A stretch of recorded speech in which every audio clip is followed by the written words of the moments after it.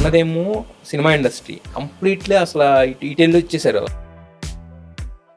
Cinema లేకపోతే నేను చచ్చిపోతాను. నేను లాస్ట్ డే దాకా నేను సినిమా సెట్లోనే పోతాను. సడన్ గా ఒక రోజు ప్రగతి గారు 4 మెడల్స్ గెలిచారనగానే ఎప్పుడైతే నేను ఆ ఇండియా జెర్సీ వేశాను, ఇప్పుడు మనం ఉన్న సొసైటీలో మన ఇంట్లో మనం కూర్చుని మొత్తం మీరు అన్నట్టు తలుపులన్నీ మూసేసి కూర్చున్నా కూడా నెగిటివిటీ. ఇలా ఎలా ఆలోచించగలుగుతున్నారు? అరే ఫేస్ కూడా వేసుకునే ధైర్యం వాడికి లేదు. మనలాంటి వాళ్ళు అయితే అలా చక్కగా పెట్రోల్ వేసి నేను కాల్చి పారేస్తాను. మీ జీవితంపై ఇతరుల అభిప్రాయాలను మీరు ఎంతవరకు గౌరవిస్తారు? దీనికి బదులు నువ్వు ఇంటి పని చేసుకో. ఎవడరా నాకు ఇంటి పని చేసుకోవడానికి 10,000 ఇచ్చి నేను ఓ మనిషిని పెట్టుకున్నా, నేనెందుకురా ఇంటి పని చేసుకోవాలి? ఒక సక్సెస్ఫుల్ లైఫ్, కంప్లీట్ లైఫ్.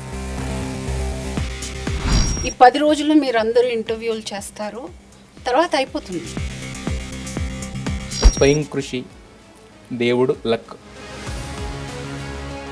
ఒక పర్టికులర్ క్యారెక్టర్లో నన్ను ట్రాప్ చేసేసారు. జీవితంలో మీరు ఫస్ట్ టైం ఎక్కడ ఆగిపోయారు? చాలా చేశాను, అంటే ఎన్ని మిస్టేక్స్ చేసి ఉండొచ్చు. ఒక పెళ్ళి అనే బంధాన్ని ఎలా చూడాలంటారు? తెలియలేదు. Both of us were not matured. Okay, We both were young. We didn't know what it was.